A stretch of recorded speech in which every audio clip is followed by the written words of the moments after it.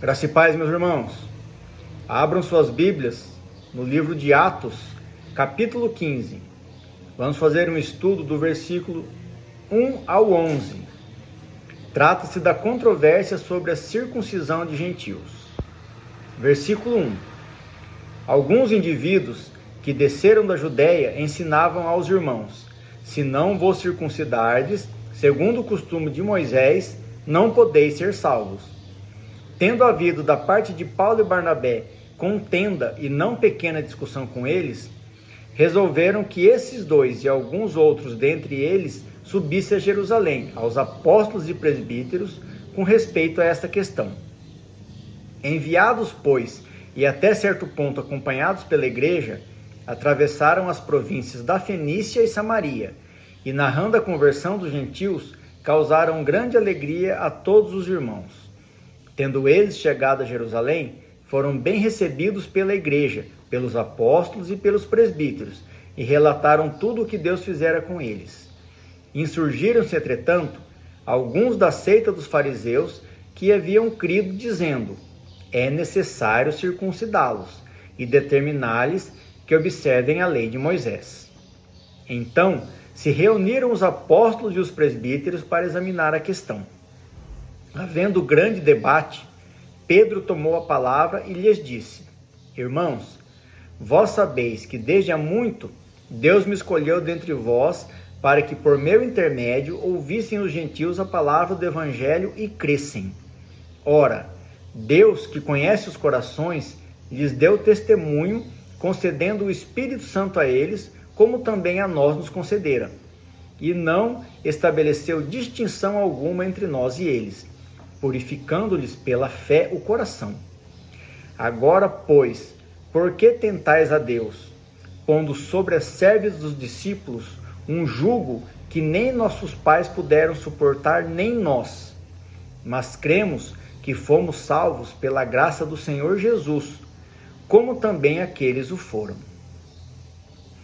Aqui, meus irmãos, nós estamos presenciando um dos conflitos culturais entre os cristãos judeus e os cristãos gentios.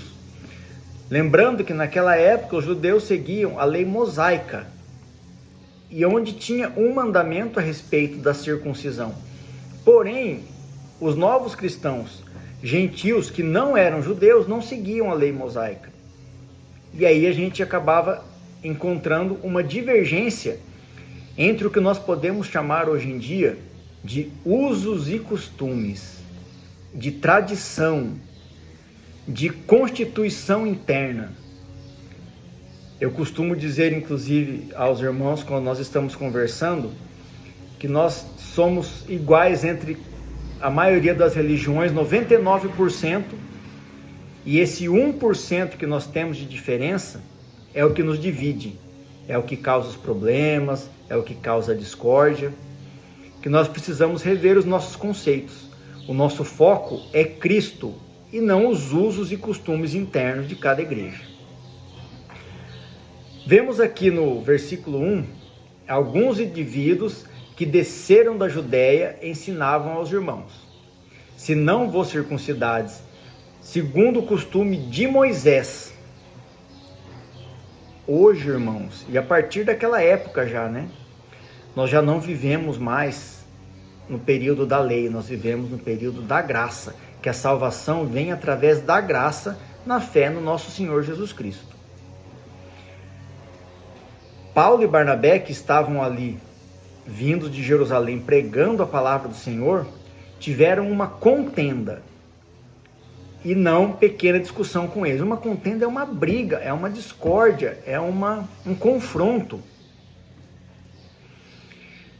E resolveram, de forma inteligente, levar esse caso aos apóstolos em Jerusalém e aos presbíteros da igreja de lá. Subiram para Jerusalém, tanto Barnabé e Paulo, como alguns membros da igreja, em Antioquia, no caso, e foram ter com os apóstolos. Aqui no versículo 5, estão em reunião com os apóstolos e os presbíteros em Jerusalém. Insurgiram-se, entretanto, alguns da seita dos fariseus que haviam crido, dizendo: é necessário circuncidá-los e determinar-lhes que observem a lei de Moisés. Os fariseus, como nós já estudamos anteriormente, eles eram os sacerdotes da época, o pessoal da lei, os presbíteros da época, toda a liderança da igreja. Mas eles creram em Jesus Cristo. Só que eles estavam trazendo consigo a bagagem da antiga lei, do Antigo Testamento. E por isso havia essa discordância. E muitos até hoje vivem presos às leis do Antigo Testamento. Não tem como você ser salvo pela graça se você não vive pela graça, se você vive pela lei.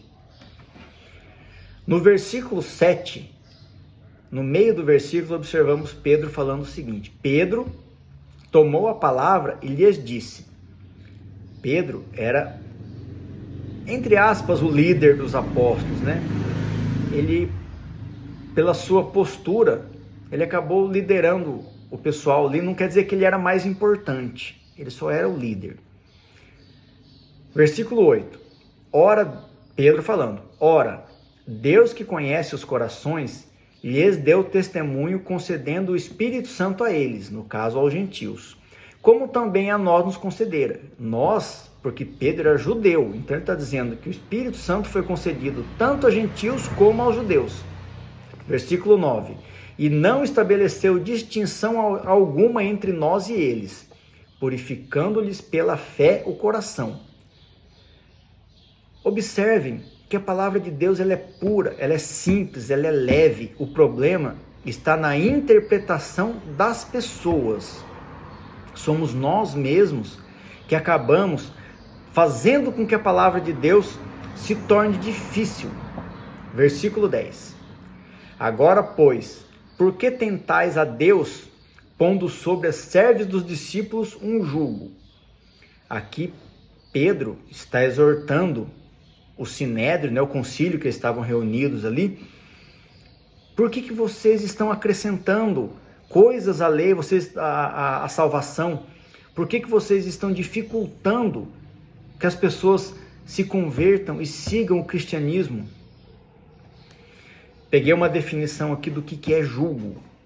Jugo é um objeto de madeira que une dois animais para puxar algo.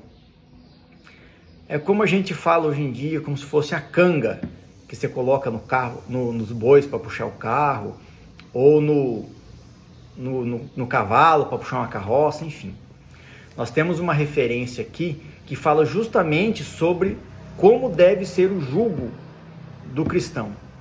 Mateus 11, de 28 a 30, diz Jesus: Vinde a mim, os que estão cansados e sobrecarregados, pois o meu fardo é leve e o meu jugo é suave. Nesse caso, nós observamos Pedro agindo conforme o ensino de Jesus e ensinando aos novos discípulos como que deveria ser levado a palavra de Deus, o ensinamento cristão para a vida. No versículo 11, mas cremos, isso é Pedro falando ainda, mas cremos que fomos salvos pela graça do Senhor Jesus, como também aqueles o foram. Aqui nós temos uma referência também em Efésios, capítulo 2, versículos 8 e 9. E aí já é Paulo falando, porque pela fé sois salvos, mediante a fé. E isto não vem de vós, é dom de Deus, não de obras, para que ninguém se glorie. Meus irmãos, vamos fazer uma pequena análise da nossa fé cristã, da nossa caminhada cristã. Como que está sendo carregar esta fé? Como que está sendo a nossa vida como cristãos? Está sendo muito pesada? Está sendo muito difícil? Talvez nós precisamos estudar um pouquinho mais a palavra de Deus, buscar discernimento. Peçam ao Espírito Santo que lhe abram os olhos espirituais. Enxerguemos a vida com os olhos de Cristo. Que tudo seja feito para a honra e glória do nosso Senhor Jesus Cristo. Amém.